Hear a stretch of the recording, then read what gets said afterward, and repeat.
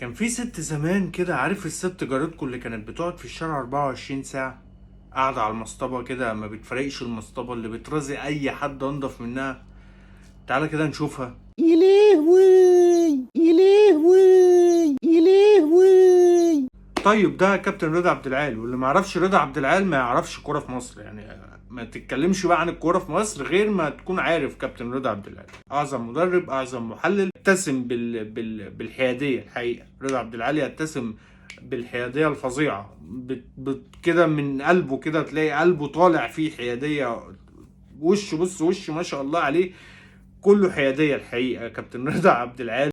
طيب كابتن رضا عبد العال ايه علاقته بجارتنا او جارتكو اللي هي ما بتسيبش المصطبه وما قاعده 24 ساعه في الشارع وبترازف خلق الله؟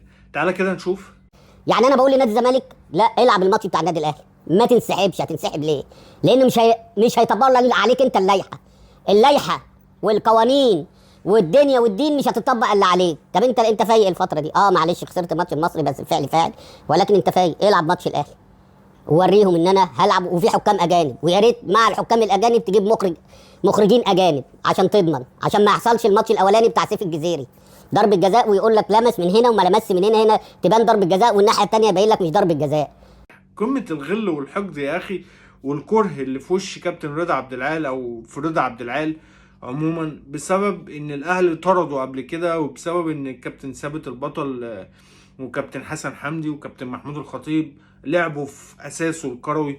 الحقيقه الراجل ده مش قادر ينسى المواقف اللي حصلت له في النادي الاهلي وازاي الاهلي اهانه. والحقيقه اللي يشيل في قلبه لمدة 30 سنة متهيألي أو أكتر من 30 سنة فهو يستحق الطردة دي.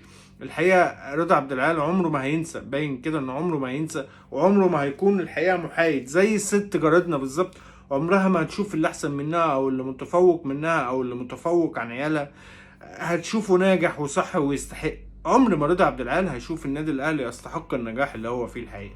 دايما شايفه الظالم، دايما شايفه المفتري، دايما شايفه اللي معاه الدولة، دايما ما يفرقش كتير على فكرة رضا عبد العال عن غيره. هو هم نفس المركب يعني، هو مركب شايل رضا عبد العال كده، اولها رضا عبد العال اخرها احمد عفيفي مثلا. لكن ده مثقف بيقول الكلام بشكل حلو، ده كفتجي. لكن الشيلة ايه؟ هي مركب واحدة كله بغبغانات بيرددوا الكلام ورا بعض. لكن خلينا في رضا عبد العال بمنتهى الحيادية. رضا عبد العال بيجز على اسنانه من الغل ومن الحقد ومن الكره في النادي الاهلي، وبيجز على اسنانه قوي وهو بيبعت الرساله لمسؤول نادي الزمالك ان هو لا، انتوا لازم تلعبوا علشان الاهلي يقع وعلشان بيراميدز ياخد الدوري. ده الحياديه في نظر رضا عبد العال. يا رضا انت المفروض محلل، انت بتتكلم على الماتش وبتتكلم على الدوري وبتتكلم على مثلا بتتكلم على ماتش الاهلي اللي فات، تتكلم على الهجمه اللي ضيعها احمد عبد القادر، ازاي يضيعها، ازاي يكون اناني فيها.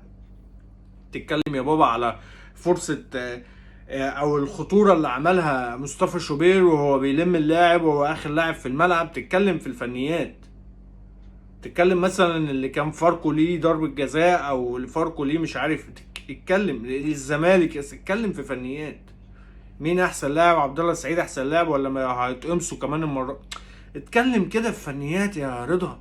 تتكلمش ان الاهلي لازم يا مسؤول الزمالك تلعبوا الماتش دوت ولازم تلعبوا الماتش ده عشان تهدوا. انت ما انت عارف يا رضا، ولو مش عارف يبقى انت ميح، يبقى انت هنا ابيض الحقيقه.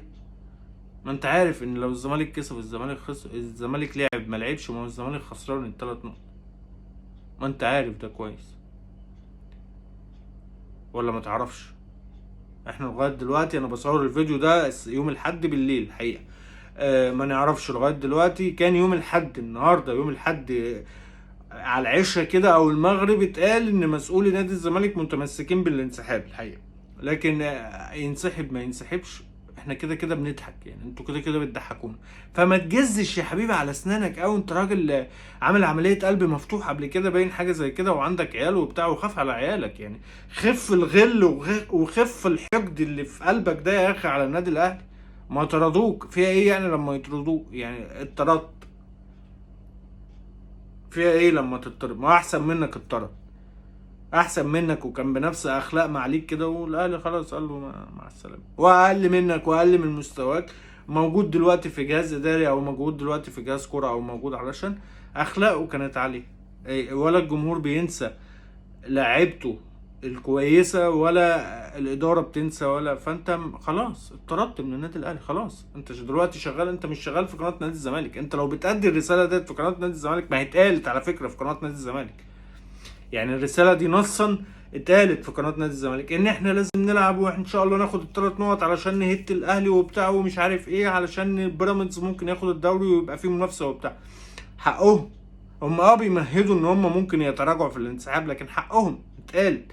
لكن انت مش في قناة نادي الزمالك علشان انت راجل ما بتطلعش تقول والله لا انا تبع الجبهة الزملكاوية فبدافع عن المبدأ ده. لا انت انت بتطلع، انت طبعا كذب، لكن انت بتطلع تقول لا والله انا محايد، بس محايد بس بجز كده، وفي غل وفي حقد وفي كره وفي مش عارف ايه وبتاع.